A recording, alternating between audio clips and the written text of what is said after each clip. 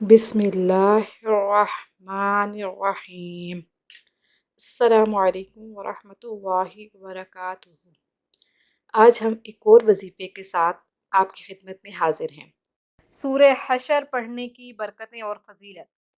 حضرت ابو امامہ رضی اللہ تعالیٰ عنہ سے روایت ہے کہ رسول اللہ صلی اللہ علیہ وسلم نے فرمایا ہے کہ جو شخص رات یا دن میں سورہ حشر کی آخری آیات پڑھے اور اسی دن یا رات کو مر جائے تو یقیناً سورہ حشر کی بدولت جنت میں داخل ہوگا۔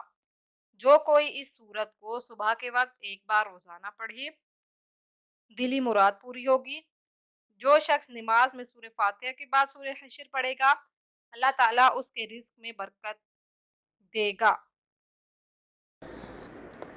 مزید وظائف کے لیے ہمارے چینل کو وزٹ کرنا مت بھولیے گا اور جاتے جاتے ہمارے چینل کو سبسکرائب کر دیجیے۔